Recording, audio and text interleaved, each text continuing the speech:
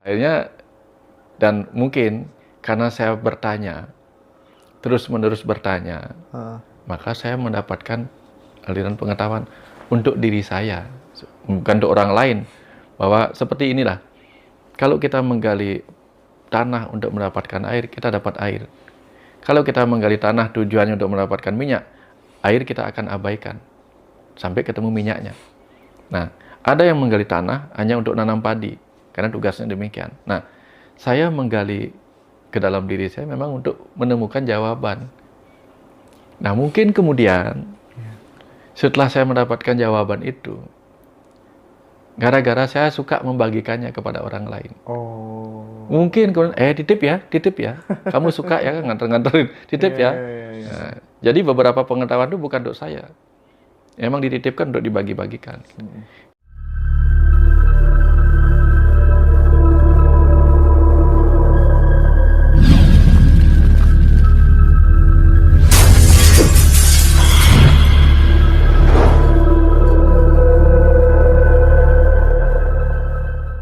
Salam.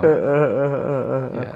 Oke. Nah, jadi kembali ke pertanyaan saya tadi, Pak Wayan, karena saya melihat ya bahwa teman-teman yang ikut ruatan itu, mohon maaf, yang tidak berimplikasi positif setelah ikut ruatan itu banyak sekali. Dia datang di acara ruatan, tapi karena keyakinannya nggak diubah, pikirannya nggak diubah, data yang ada di dalam dirinya nggak berubah, ada gunanya tuh dia hanya bayar aja tuh. Ikut ruatan tuh gimana penjelasannya, Pak? Ya karena yang dibersihkan cuma tubuh kan. Tubuh dibersihkan dari energi. Nah, tubuh kita ini kan adalah kecerdasan bawah sadar. Namanya kecerdasan bawah sadar, kecerdasan kan ada energi. Dibersihkan dengan air suci, ya bersih. Tapi kan pikirannya belum dibersihkan dengan pengetahuan. Masih dikotori oleh doktrin, dogma, dan perasaan-perasaan negatif, emosi buruk. Ya sama aja. Sama kayak gini lah. Kita beli bensin yang baru. Oke, bensinnya baru. Olinya masih kotor. Olinya masih kotor. Bisa jalan nggak mobilnya? Yang baru, nggak ada gunanya. Olinya diganti, bensinnya diganti, bahan bakarnya diganti baru, tapi karburatornya nggak dibersihin. Bagus nggak? Nggak beres juga. Nah, artinya karburator dibersihkan, businya nggak dibersihin. Itu kendaraan sederhana aja kita harus bersihin semua. Bayangkan kalau kita hanya meruat, yang dibersihin tubuhnya tok. Pikirannya nggak dibersihin, perasaan nggak dibersihin, jiwa juga nggak dibersihin dengan kesadaran. Lalu kendaraannya bagus. Lah, ada nih anak kecil, ya anak muda. Dia lagi marah. Diberikanlah dia mobil. Lagi marah nih, diberikan mobil. Bisa jadi mobilnya dia pakai untuk bunuh diri. Bisa enggak? Padahal mobilnya bagus. Tapi dia pakai untuk bunuh diri. Karena dia belum dibersihkan emosinya. Si pemakai belum dibersihin. Nah, tubuh ini diruat. Tapi si pemakai belum dibersihin, belum diruat. Kan nggak beres. Makanya di Bali ada 4 jenis peleburan. Kalau yang ruatan benar di Bali ya. Satu namanya bayakawan, itu pacarannya. Bayakawan itu artinya apa? Semua energi negatif pada tubuh dihilangkan. 2, durmangala. Semua emosi negatif di perutnya itu dihilangkan. Kemudian prayaschita, kesadaran murninya dibersihin. Lalu pengulapan dipanggil lagi, dia sang roh yang suci gitu. Itu lengkapnya begitu. Itu pun baru upacara. Upa artinya dekat, acara untuk mendekat kepada kesucian. Tapi kan yang penting kesehariannya lagi-lagi. Oke, sabar ya teman-teman ya. Nanti aja saya jawab ya pertanyaannya. Kalau yang nanya. Break aja. Nanti jadi yang ini kan pada penasaran dengan buku-bukunya Pak Wayan. Coba nanti aku coba tak beli buku-bukunya Pak Wayan. Atau nanti teknisnya diatur lah ya.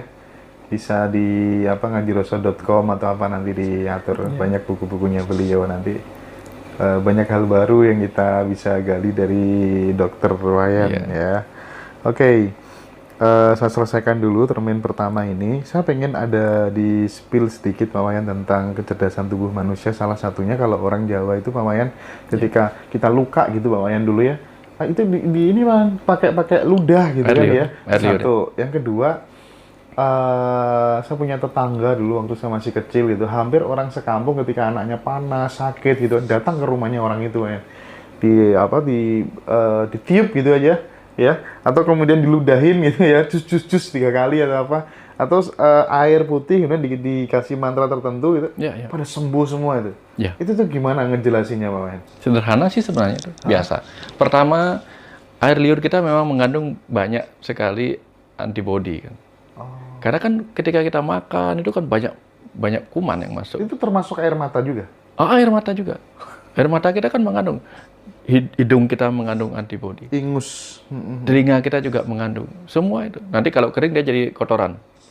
Hidung kita kalau kering jadi kotoran. Tapi dia mengandung. Sampai semuanya dia dilapisi oleh antibodi. Sel-sel antibodi juga di situ siap-siap. Nah, jadi jangan kata kita. Anjing juga bisa menyembuhkan lukanya sendiri dengan ludahnya kan.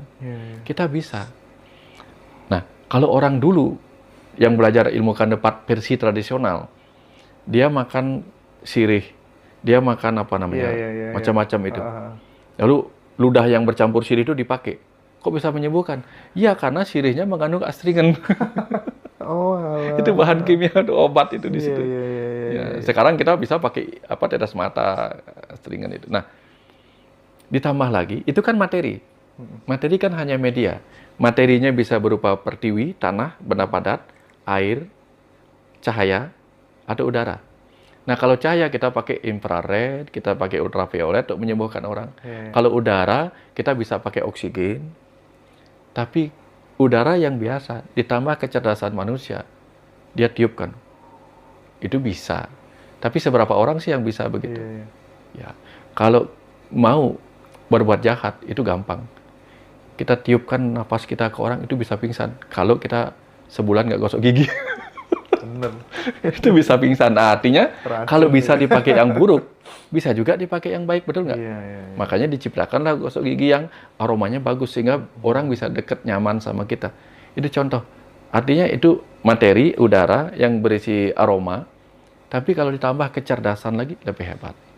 Dan satu lagi, tubuh kita itu paling gampang memproses kesembuhannya kalau disentuh. Kan kalau kita sakit kepala, kita sentuh kan? Itu baru materi ketemu materi.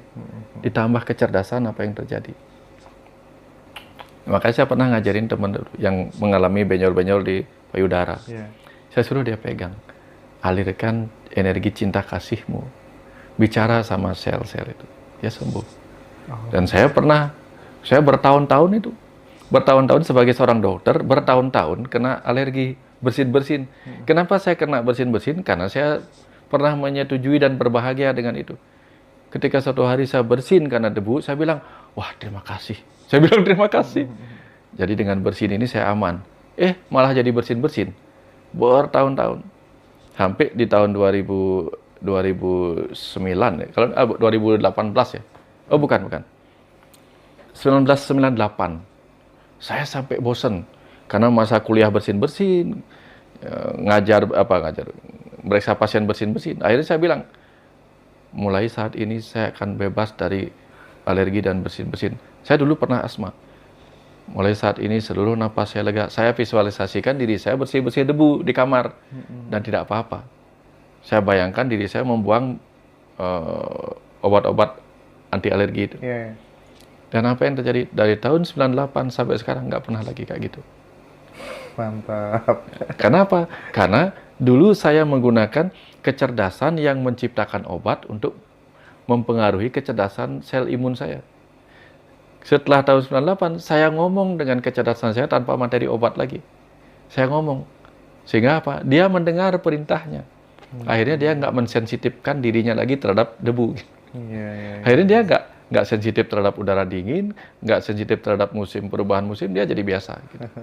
Itu baru itu. Nah, saya pernah punya tumor juga. Tumor seukuran kelereng yang saya udah pelihara dari SD. Lama-lama tambah besar sampai seukuran kelereng. Tahun 98 juga mau saya operasi. Tapi akhirnya ini baru sembuh dari alergi, ngapain juga operasi, coba pakai ini dulu kan. Jadi selama 14 hari saya setiap malam katakan, mulai malam ini tumor itu hilang dari tempatnya. Sambil saya bayangkan lokasi tumor dari ada menjadi tidak ada. Dan apa yang terjadi? Di hari ke-15 tumornya pecah. Isinya hilang, nggak ada perdarahan, aneh. Secara medis saya bingung. Loh, kalau kulitnya robek itu kan masih ada darah. Tuh nggak ada darah. Isinya hilang, nggak tahu kemana. Di beberapa hari kemudian, hari ketiga, lukanya nutup. Hanya dengan self-talk. Hanya dengan memberi perintah. Oke. Makanya benar apa yang dikatakan, you are what you think. Kamu adalah apa yang kamu pikirkan. Kita ini adalah manusia yang tidak tahu bagaimana menjadi manusia. Tidak tahu bagaimana menggunakan manas pikiran kita ini. Makanya kita perlu ngaji Rasul. Menyatukan pengetahuan dan rasa. Iya. Jadi tadinya dulu beliau itu dokter umum, sekarang sudah bertransformasi menjadi dokter spiritual ya teman-teman. Enggak juga. Pak Wayan yang menarik itu yang buat kita iri itu kan pengen selalu teraliri terus Pak Wayan. Ya.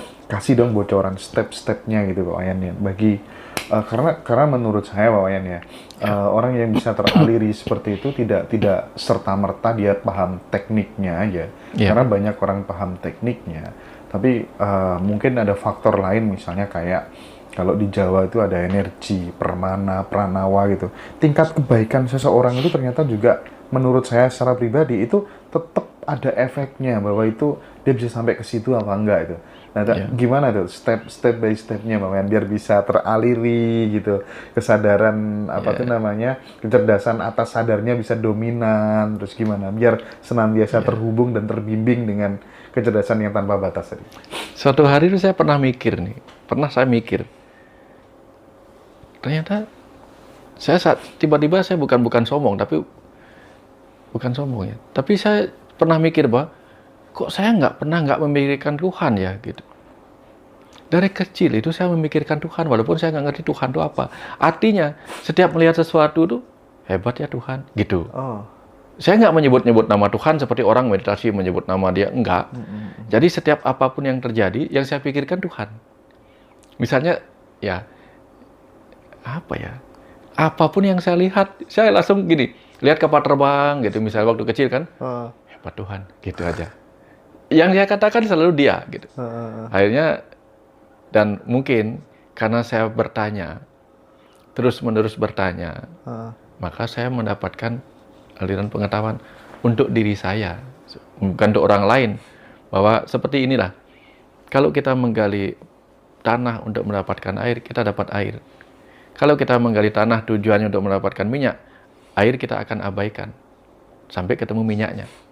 Nah, ada yang menggali tanah hanya untuk nanam padi, karena tugasnya demikian. Nah, saya menggali ke dalam diri saya memang untuk menemukan jawaban. Nah, mungkin kemudian setelah saya mendapatkan jawaban itu, gara-gara saya suka membagikannya kepada orang lain. Mungkin kemudian, titip ya. Kamu suka ya nganter-nganterin, titip ya. Nah, jadi beberapa pengetahuan itu bukan untuk saya. Emang dititipkan untuk dibagi-bagikan. Jadi samalah dengan petani. Petani kan butuh beras. Tapi ketika dia panen, kan berasnya tidak untuk dia semua. Sisanya untuk yang lain gitu. Sebagian untuk dirinya. Nah, saya mendapatkan pengetahuan itu untuk secukupnya buat diri saya. Jadi kadang saya tuh mikir, untuk saya udah cukup sih ini. Saya nggak ingin tahu apa-apa lagi lebih banyak. Tapi ketika dialirkan terus, ini bukan untuk saya. Dan saya nggak pernah mau mengakui menjadi ini saya yang punya pengetahuan, nggak, karena saya tahu keterbatasan saya. Saya nggak jarang baca buku spiritual, saya jarang melakukan apa yang ritual yang orang lain lakukan, enggak. Saya itu seperti tukang pos saja. Ini baca ini, ini untuk Pak ini bagikan gitu. Tanpa kemudian ini saya yang tahu, enggak, saya mana tahu. Ada nggak aliran-aliran terbaru gitu ya? Yang mungkin bisa di-share ke teman-teman ngaji Roso gitu, yang dapat baru gitu ya. Yang terbaru. Ketika saya nulis buku Kandapat Tantra ini. Kandapat Tantra. Dialirkan, akhirnya di situ saya sadar, ternyata orang dulu mengatakan begitu dari sini ya. Hana Caraka tadi lagi kan. Hana Caraka, ada utusan 2 orang, sel sperma dan sel telur. Sel sperma membawa aksara yang disebut DNA bapak, sel telur membawa DNA ibu. Orang dulu menyebutnya apa? Dari sel sperma disebutnya lah ah, dari ibu sebutnya ang gitu. Oke. Ketika menyatu dia menjadi ang ah gitu. Oh. Kemudian membelah menjadi aksara lagi, aksara suci. Oh, ternyata dulu orang memaksudkan apa? Seluruh tubuhmu adalah aksara suci. Dan di Islam apa yang dia katakan? Tubuhmu adalah kitab suci tertua yang ditulis oleh Tuhan itu sendiri. Tuhan siapa? Kecerdasan semesta tak terbatas. Masalahnya kita baca nggak kitab suci kita? Iya. Nah, itu contoh. Ternyata hanya berbeda cara menguraikan, menjelaskan. Ternyata ajaran spiritual yang dulu dengan sekarang itu sama. Iya. Sekarang kita menyebutnya kuantum. Orang dulu menyebutnya apa? Suung. Ya. Isi kekosongan. Iya. Gitu. Oh, hanya beda nama. Gitu. Nah, ya teman-teman, nanti setelah break teman-teman bisa tanya banyak hal ke Pak Wayan ya, termasuk buku-buku. Buku kan dapat tantra, apakah sudah terbit Pak Wayan? Belum, baru 120 halaman. Karena saya kecapean ya saya minta istirahat dulu. Karena sekali saya komitmen nulis itu dialirkan terus tuh. Saya nggak bisa pergi. Iya. Tapi ngomong-ngomong, ketika apa? Misal gitu kan, setelah nonton ini kan masih teman-teman terinspirasi, pengen mendapat aliran dari kecerdasan semesta dalam dirinya. Seperti itu kan, ada yang menyebut itu sebagai guru sejati dan lain sebagainya gitu, sang sejati dan seterusnya. Nah itu untuk membedakan bahwa itu benar-benar yang valid dari sana dengan cirinya. Itu cirinya apa Pak Wayan? Gini, dalam diri kita itu ada 3 pembisik dari pikiran. Ada pembisik ego, positif dan negatif. Ada pembisik yang dari hati nurani, dia sifatnya netral. Nah, sifatnya netral itu dia nggak pernah menyalahkan, nggak pernah. Dia hanya bijaksana. Ya, tapi kalau yang ego, dia bisa membenarkan dirinya sendiri, menyalahkan orang lain. Dia ada kepentingan. Nah, kalau yang bisikan hati nurani biasanya kadang singkat sekali. Kecuali kalau kita memang dharmanya kita, tugasnya kita memang membabarkan itu. Membagikan itu dikasihnya banyak. Tapi kalau enggak, pasti dikasih. Saya pernah tantang teman itu menulis. Tulis saja. Lama-lama yang terjadi apa? Dia mengalami. Karena pada dasarnya kita kan semua memiliki hati nurani. Memiliki sang roh dalam diri kita, sumber. Tapi lagi-lagi, kapan murid siap, saat itu guru datang. Kita butuh menjadi pikiran yang banyak belajar. Kayak Arjuna, 13 tahun kemudian dia belajar di tengah hutan. Sampai kemudian dia mengalami samadhi di Gunung Indrakila. Mengalami samadhi sehingga apa? Dia mendapatkan panah Pasupati. Maknanya apa? Dia mendapatkan filsafat tertinggi dari semua ilmu pengetahuan yang membuat dia paham banyak hal gitu. Nah, artinya kalau kita ingin bertanya, kita harus siap dulu dengan belajar banyak. Sehingga ketika dijelasin kita ngerti. Karena kalau kita nggak siap dengan apa penjelasannya, dikasih tahu kita bingung, betul nggak? Makanya dikatakan kapan murid siap, saat itu guru datang. Artinya kalau mau mendengar apa pelajaran dari hati nurani kita, perbanyak bekal pengetahuan tambahannya. Nah, contohnya begini, karena begini saya perbandingkan lagi, analogikan begini. Kecerdasan semesta sebagai roh kita itu ibarat tukang. Tukang. Terus kalau kita ingin dibuatkan apa, tugas kita ngumpulin bahan-bahan dulu. Nanti dia yang masakin, dia gabung-gabungin. Jadilah bangunan pengetahuan yang kita butuhkan.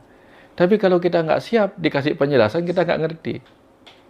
Ya, makanya di mana-mana itu aliran pengetahuan itu tergantung bahasanya pada dari mana dia dialirkan. Kalau yang bertanyanya orang Arab, pengetahuannya berbahasa Arab. Orang India kuno, pengetahuannya berbahasa Sanskerta. Orang Jawa kuno, bahasa Kawi. Ya, akan dialirkan bahasa yang kita mengerti. Nah, jadi kumpulkan banyak pengetahuan, nanti baru dikasihnya dikasihnya pengetahuan. Contoh nih nyata, kalau kita nggak sadar kan, kalau kita nggak berpengetahuan kan kita gelap. Mimpi dikejar ombak besar, Kita mikirnya, wah akan terjadi bencana tsunami. Padahal mimpi dikejar ombak besar artinya apa? Artinya kita sedang dikuasai oleh emosi yang sedang bergolak. Disuruh menenangkan diri pesannya, mikirnya macam-macam. Karena kita nggak berpengetahuan, tafsirnya salah. Gitu. Nah, kitab suci saja salah tafsir kan berbahaya. Nah, kalau kita dikasih wahyu salah tafsir, apa yang terjadi? Dikasihnya cecak, tiba-tiba kita mikirnya nomor togel. Kan kacau kita. Makanya jadikan diri kita siap. Nah, adalah kemudian di ajaran yoga Patanjali yang disebut Astanga Yoga. Yang pertama yang harus kita lakukan adalah kebaikan-kebaikan. Dasa Yama Brata, Dasa Niyama Brata. Artinya apa? 10 pengendalian tubuh dan pikiran. Jadi ini aturan-aturannya. Setelah itu baru belajar duduk, baru belajar pranayama, baru belajar meditasi dan seterusnya.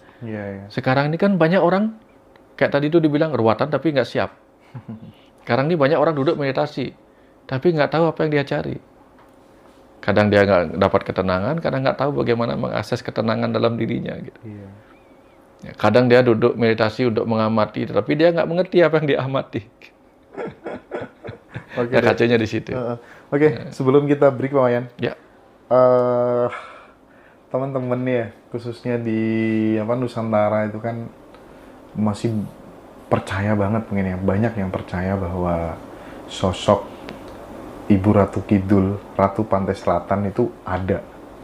Bahkan ada yang merasa pernah diundang rapat gaib di dalam istana Ratu Pantai Selatan gitu. Nah, Pak Wayan bagaimana melihat debatable soal ini gitu, dari resolusi pandang Pak Wayan sendiri sebenarnya bagaimana sih Pak itu Pak?